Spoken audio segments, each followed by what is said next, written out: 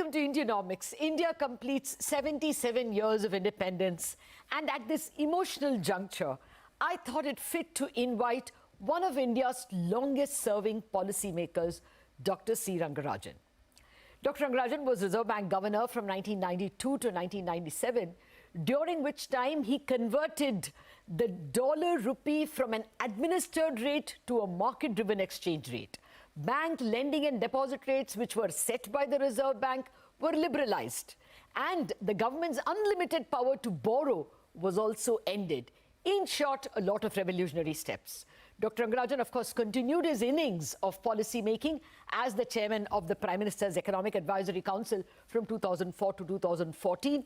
In between, he was also chairman of the 12th Finance Commission. And of course, he headed numerous other important committees and commissions, notably like the Statistics Commission. I don't think we can get a wiser voice to glance at the past 77 years and guide us about the future than Padma Vibhushan Dr. Rangarajan. Sir, thank you very much indeed for joining us on a very auspicious day. Okay, thank you. Well, first up, sir, you've seen a better part of this 77 years, and 37 of those as actually policy maker. What would you say is the biggest achievement of the Indian economy? Well, India is now described as the fifth largest economy in the world. Of course, we are a big country. We have a huge population. That itself gives us a large economy. Nevertheless, I think that as compared to what it was in 2 decades ago, coming up to the level of the fifth largest economy is an achievement by itself, though there are other important problems. Yes. Secondly, I would say that we have achieved self-sufficiency in food grain. That is a very important development when you look at what we were and how difficult the food situation was in India in the 50s and 60s. Thirdly, I would say that in the case of the service industry, particularly the computer-related service industries, we have done very well, and we are counted as one of the largest exporters of these services by the others. Therefore, and I perhaps also should mention that we do have a reasonably strong industrial base capable of producing a variety of capital goods, intermediate goods, and consumer goods. Also, I will mention as lastly that India's fertility rate has come down to close to 2, and therefore in another 2 decades, perhaps, the population will stabilize. Though we should have taken much earlier action, nevertheless, it's a fact that we are now at a level or at a stage where we can say that in 2 decades from now, the population will stabilize. Fair point, sir. Well, if you have to, I do want to ask you more about our goal to become a developed economy, or at least a high-income economy, Viksit Bharat, by 2047. But before that, a little more reminiscing, what would you say was our biggest policy mistake that didn't allow us to become like, say, the Asian tigers? Well, in the 50s and 60s, and even up to 70s and even 80s, India's strategy of development contained, let me say, 4 elements.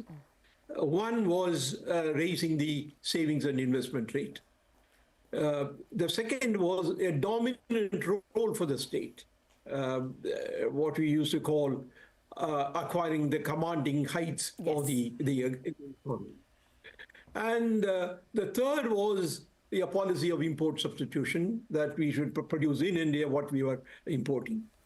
And fourthly, an industrialization with the emphasis on heavy industry.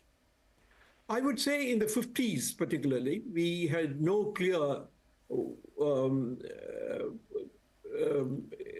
situation which explained how a developing or a underdeveloped country in those days, the term used, could become a strongly developing economy. Therefore, we can't blame the policymakers of the 50s. But it came to me, came clear that as we move further, and as we were approaching towards the end of 70s or something, the strategy that we had adopted needed change. But I think the policymakers didn't make the change at that time. Okay. It took us almost another 2 decades before the changes could be made. Okay. Therefore, this broad strategy of development that we adopted in the 50s, though perhaps appropriate at that particular time, lost its way. And I think that resulted in our rate of growth of the economy being around 3.7% at the end of 1970s. Yeah. I think we needed a change at that time, and we did make the change. Okay, so the 70s and 80s perhaps were the lost decades till we found ourselves in 1991. Well, coming to 1991 itself, what do you think was the toughest and the biggest achievement at that time? Well, the point is that there were 2 things.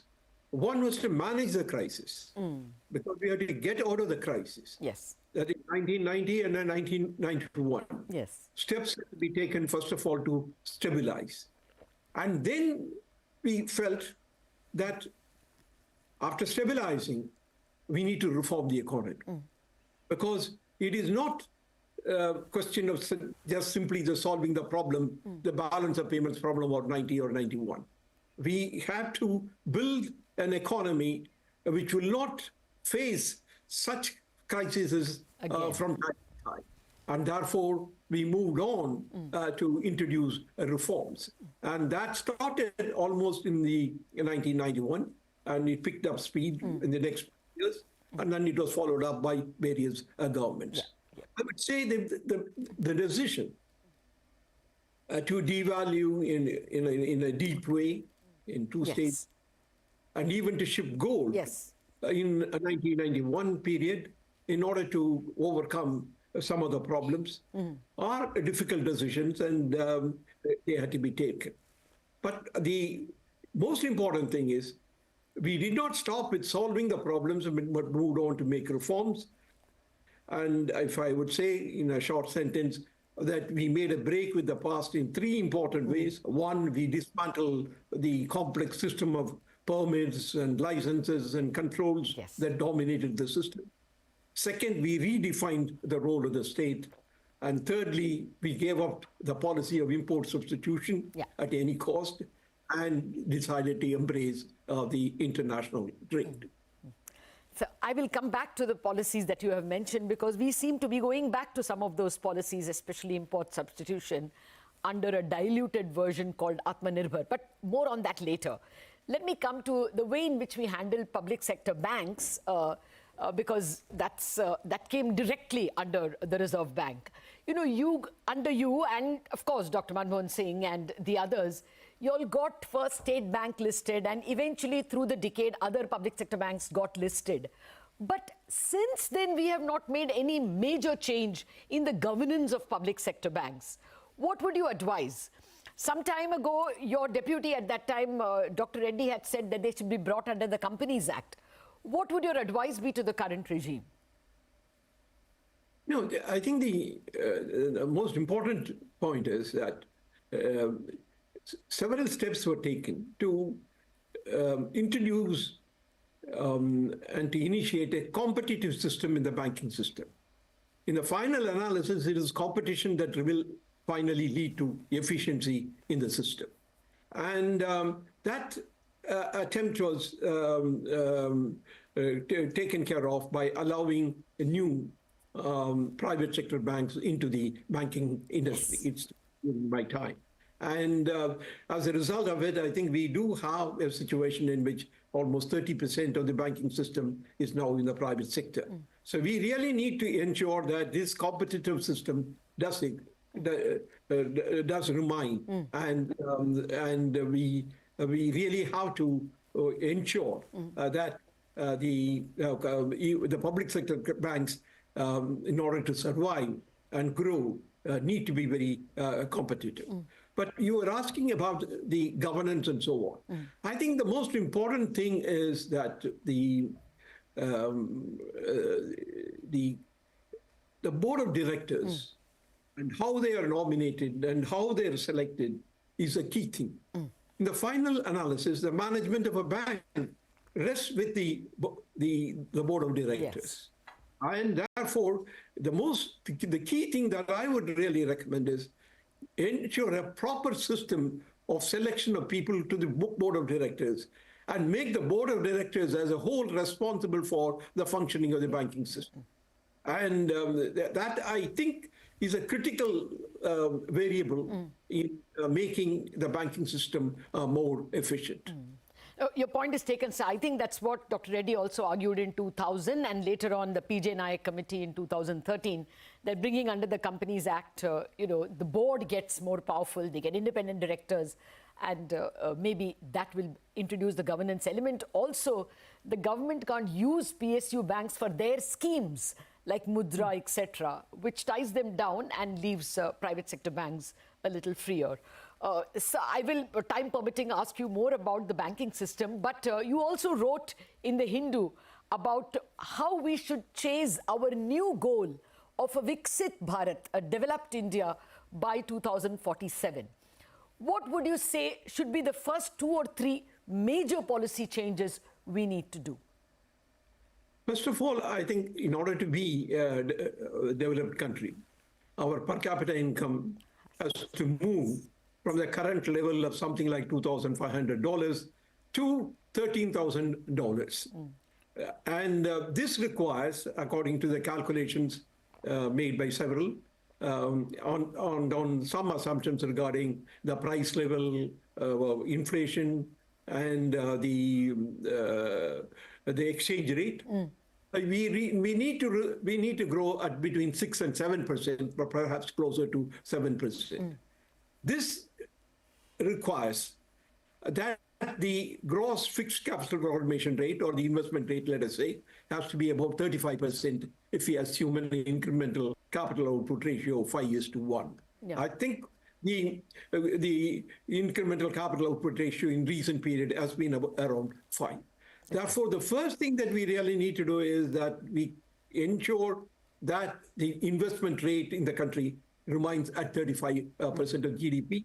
And that is critical if we really want to become a developed country. Okay. We are close to it. I think we are now about 33.3% of the GDP. And therefore, it is not something that is, it's beyond us. But but there is one point there. The recent increase in investment rate has been because of the increase in capital expenditures by the government of India. That is not the answer. I think the real answer lies in the private investment picking up, because the increase in capital expenditure or by the central government has also been followed by high fiscal deficit. And you look at the fiscal deficit of the government of India in the last 4 years, they are way above the 3% of the GDP, which was considered to be the appropriate. Therefore, we have to create the appropriate investment, the climate for private investment to pick up. So that is one of the important things that we have to do. Yeah. The second thing is on the strategy of development. I think the government must have some idea. And I would say that the strategy of development must be multidimensional. The East Asian tigers adopted a single goal, like export-led growth. Yes. Now, that export-led growth is not possible now. First of all, the developed countries are not growing that fast. Second of all, there is a change in the attitude of the developed countries in terms of free trade.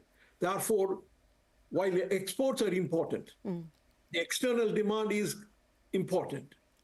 And in some sense, exports are a critical test of efficiency of the economy. Therefore, we cannot ignore exports.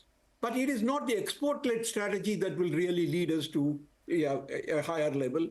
And I would really say that we really need to have a multi-dimensional approach to strategy of development. And the third point that I would mention is that the most or the biggest challenge that is that India will have to face is about jobs. Yes. And employment. Yes. The fact is that the employment growth is not as fast as the income growth. It is true, jobless growth is bad, but jobs without growth is not sustainable. Yes. Let us not say that let us fill the vacancies in the government of India or the state governments. That's not the way to go about. I think the real problem is going to be that the new technologies that are looming in the horizon are going to make the problem even more difficult. How to solve the problem? The solving the problem, simple problem is, you can say, why are you growing at 7%? Why don't you grow at 8%? Yeah. Now, that is not going to be very easy also because of so many other considerations, including environmental control, the need to control emissions, and so on and so forth. The thing is that even in spite of the induction of high technology, there are sectors of the economy which are relatively more labor intensive. I would suggest like food processing industry. Yes. I think what is really required is a combination of sectors of the economy, which will be partly highly labor intensive, not capital intensive, that high technology intensive, and sectors of economy which are relatively more labor intensive. I think that is the only way in which we can really solve the problem. Yes. Therefore, these are the three things I would mention, which are critically important if we want to get to be a developed country by 2047. That's a very succinct blueprint for how we should proceed. Dr. Rangarajan, I have to take a quick break. I'm back with just a couple of more questions.